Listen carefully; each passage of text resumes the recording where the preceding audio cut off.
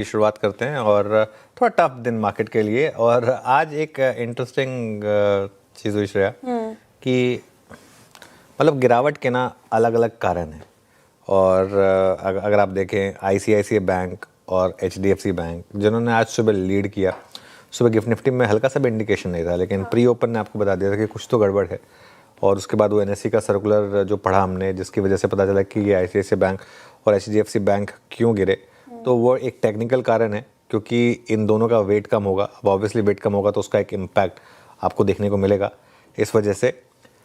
लेकिन मुझे लग रहा है एक और जो चीज़ आज मार्केट के लिए उसके फेवर में नहीं रही वो थी रिलायंस। तो आज मार्केट के तीन सबसे बड़े स्टॉक्स तीनों प्रेशर में थे, एचडीएफसी बैंक, आईसीआईसीआई बैंक और रिलायंस। तो जब दिग्गज इस तरीके का प्रेशर डालते हैं तो मिड कैप स्मॉल कैप इनका भी चलना थोड़ा सा मुश्किल हो जाता है। तो उस वजह से मिड कैप और स्मॉल कैप यहाँ पर भी आज आपको थोड़ी सी गिरावट देखने को मिल रही है। लेकिन अभी मैं ये कहूँगा कि मार्केट में कुछ ऐसा नहीं है कि ट्रेंड डिसाइसिवली ब्रेक हुआ है। हाँ, ये ज़रूर है कि वो जो तेज़ी थी उस पर एक ब्रेक ज़रूर लगा है। बिल्कुल, तेजी पर ब्रेक तो लगा है क्योंकि जिस तरीके से मार्केट में आज बिकवाली हावी होती हुई नजर आई, पीएसयू बैंक इंडेक्स को छोड़ दे तो सभी सेक्टर्स में बिकवाली हावी होती हुई, फार्मा बस फ्लैट आपको नजर आएगा। और जिस तरीके से ब्रेथ आज खराब है मार्केट की, ये कहीं ना कहीं थोड़ा चिंताजनक लग रहा है फिलहाल। लेकिन सवाल ये कि परसों तक सब कुछ अच्छा चल रहा था, अभी आपने कहा ट्रेंड नहीं बदला है, लेकिन जो जिस तरीके से गिरे हैं आज, उसके पीछे के बड़े कारण क्या देख रहे हैं आप?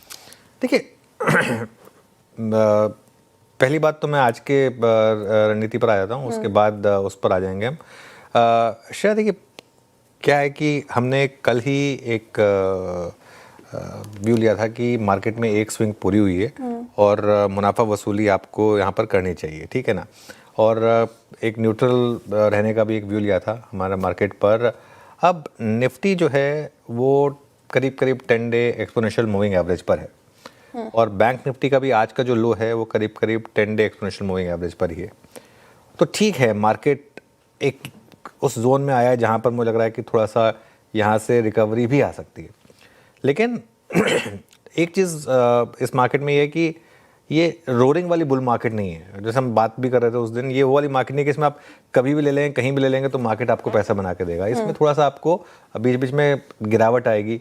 अब जैसे 26,300 तक गए हम, 26,300 से हो सकता है हम 26,000 तक आगे। एक बार अगर दिन बाकी खराब रहा तो हो सकता है 25,900 950 तक भी आ जाए।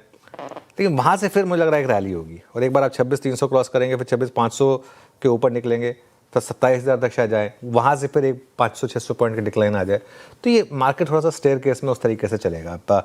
जब तक 25,900 950 के ऊपर हैं तब तक ट्रेंड जो है वो बरकरारी रहेगा।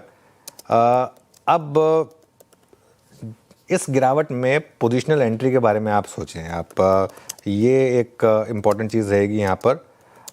निफ्टी की जहाँ तक बात है, निफ्टी में आपके लिए सपोर्ट रहेगा करीब करीब 25,950 से लेके 26,050 का, और उसके बाद रेजिस्टेंस रहेगी करीब करीब 26,100 से 26,150 पर। बैंक निफ्टी की जहाँ तक बात है, बैंक निफ्टी पर 59,200 से लेके 59,400 ये आपके लिए सपोर्ट रहेगा और रेजिस्टेंस रहेगा 59,600 से 59,800 पर। अब जो आपका सवाल है उस पर आता हूँ मैं कि कल तक तो सब कुछ ठीक, परसों तक सब कुछ ठीक था, एकदम से अचानक ऐसा क्या हो गया। मार्केट में सब कुछ एकदम से ही होता है ऐसा। ये ज़रूरी नहीं है कि एक ट्रेंड जो चल रहा है उसको मार्केट रोज़ कंटिन्यू करेगा। तो अचानक से कई बार रीज़न आ जाते हैं। जैसे आज किसी को नहीं पता था कि एचडीएफसी बैंक और आईसीआईसीआई बैंक का इस तरीके का वेटेज वाला फैक्टर आ जाएगा। किसी को नहीं पता था कि रिलायंस इस तरीके से एकदम से वीक हो जाएगा। अच्छा, कल तक तो अगर आप देखें कल एफआई की भी सेलिंग बहुत ज़्यादा नहीं थी, लेकिन आज थोड़ा सा स्क्रीन देखकर लग रहा है कि शायद एफआई की सेलिंग भी थोड़ी सी बड़ी हो और एकदम से सेंटीमेंट थोड़ा सा चेंज हुआ। आज निफ्टी की वीकली एक्सपायरी भी है। अच्छा, पिछले कई दिनों से मैंने देखा है कि वीकली एक्सपायरी के दिन हम थोड़े से वोलेटाइल रह रहे हैं और वेडनेसडे को ट्रेंड डे आ रहा है। हो सकता है कल आपके लिए एक ट्रेंड डे आ जाए वापस मार्केट में। तो ठीक है, this is all part and parcel of the game.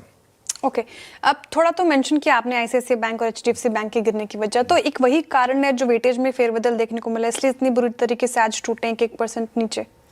नहीं, रीज़न तो वही है कि इसी वजह से टूटे हैं। लेकिन आई थिंक इस समय सवाल इसमें ये होना चाहिए कि इसमें करना क्या है, वो ज़्यादा इंपॉर्टेंट है। आई थिंक क्यों टूटे हैं ये तो क्लियर है, लेकिन मेरा ये मानना है कि देखिए क्या होता है जब इंडेक्स में वेट कम होता है तो ऑब्वियसली जो फंड्स इंडेक्स को ट्रैक करते हैं, उनको अपने वेटेज घटाने पड़ते हैं, तो उसकी वजह से थोड़ा सा उस हिसाब से सेलिंग आती है।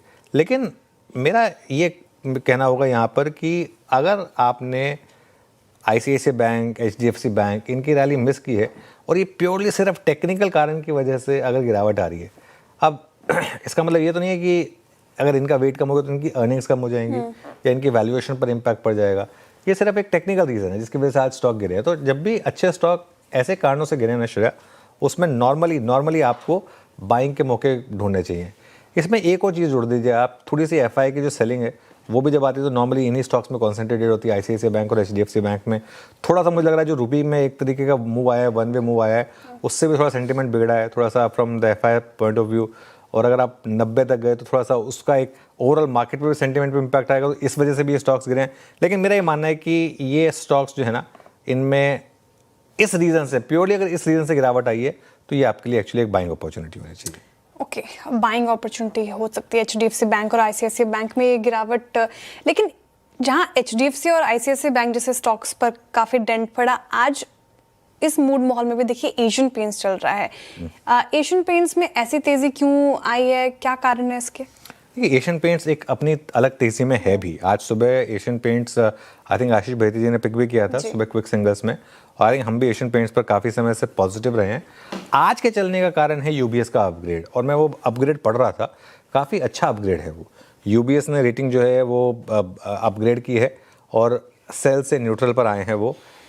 टारगेट देखिए आप किस तरीके से बढ़ाया गया है, 2100 से श्रेया 3200 टारगेट कर दिया गया सीधा, क्योंकि Q2 का वॉल्यूम शानदार था। सेकेंड हाफ को भी लेकर उनकी बड़ी उम्मीद है, और बहुत लोगों का ये मानना है, आई थिंक हमारे एक पहले गेस्ट आए तो उन्होंने भी बात कही थी कि जहां भी डिसरप्शन खत्म होगा बिरला ओपस का, जब बिरला ओपस एक न्यू प्लेयर के बजाय एक इनकम्बेंट बन जाएगा, मतलब अब जब बिरला ओपस को लगेगा कि नहीं अब मुझे भी पैसा बनाना है इस मार्केट में, वहां पर एक प्रेशर खत्म होगा।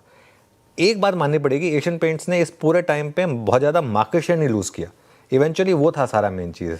और अब अगर यहाँ से सब पैसा बनाएंगे, वापस उस हिसाब से मूव आएगा, तो मुझे लग रहा है कि बढ़िया रहेगा। हालांकि उन्होंने 3 केसेस दिए। उन्होंने कहा है कि एक है कि ग्रोथ सुस्त रहेगी पर मार्जिन ठीक ठाक रहेगा।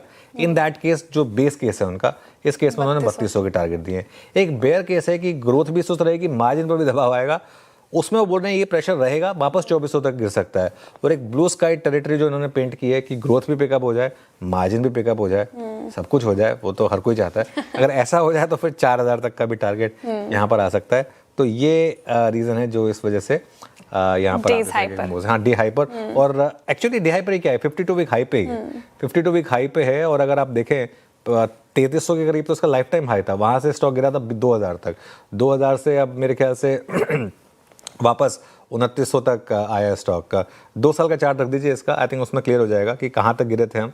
हाँ 2124 तक गिरे थे, आई थिंक उससे भी हाँ 2100 के करीब का लो था, वहाँ से रिवर्सल आ रहा है। 3422 के करीब का इसका ऑल टाइम हाई था। मुझे लग रहा है कि अब ये स्टॉक धीरे धीरे वहाँ तक जा रहा है वापस। ओके, एशियन पेंट्स में अच्छी रैली। घोड़ा और फिसड्डी स्टॉक्स डिस्कस कर लेते हैं सर। आज रफ्तार के घोड़े कौन से स्टॉक्स रहे हैं, कहाँ पे अच्छे मूव्स, और कौन से फिसड्डी रहे? आज एक ही है दोनों में, कुछ बहुत ज़्यादा नहीं है। रफ्तार का घोड़ा तो आज सिर्फ एक ही स्टॉक हो सकता है, स्पार्क। सन फार्मा एडवांस रिसर्च 20% के मूव श्रेया, 2.5 करोड़ का वॉल्यूम यहाँ पर। और US सुप्रीम कोर्ट से एक बड़ी जीत मिली है, इस वजह से ये स्टॉक जो है आज 20% के सर्किट पर है। और फिसड्डी स्टॉक जो आज सुबह हमने बिग स्टॉक में भी डिस्कस किया था, और मैं सच बताऊं तो जिसको लेकर मुझे बहुत एक तरीके से गुस्सा भी है, बजाज हाउसिंग फाइनेंस। क्योंकि ये होता है जब आप एक अंधाधुंध किसी भी वैल्यूएशन पर किसी भी स्टॉक को चेस करते हैं। IPO के बाद भी बहुत लोगों ने कहा कि नहीं इस लेवल पे भी अच्छा है, और उन बेचारों का आधा हो गया पैसा, और यहाँ पर आकर प्रमोटर ने एग्जिट कर दी। प्रमोटर तो करनी पड़ेगी एग्जिट, क्योंकि उनको लाना है अपना स्टेक वो लिस्टिंग के रिक्वायरमेंट के हिसाब से। लेकिन जो भी है, मुझे लग रहा है अब दिक्कत क्या है, मुझे लग रहा है कि यहाँ पे रोकेगा नहीं स्टॉक। लग रहा है यहाँ पे और गिरावट बाकी है इसमें, क्योंकि डिस्काउंट पे ब्लॉक डील हुई है, विंडो में नहीं हुई, तो इसका मतलब कोई बहुत ज़्यादा डिमांड भी नहीं है, और आगे जाकर और ब्लॉक डील्स भी होंगी इसमें। जैसे एक बार वर्लपूल का याद होगा आपको, हालांकि मैं कंपेयर नहीं कर रहा हूँ, लेकिन फिर भी ये एक थोड़ा सा दिक्कत वाला स्टॉक रहेगा। ओके, तो बजाज हाउसिंग फाइनेंस आज का फिसड्डी stocks accident of the day.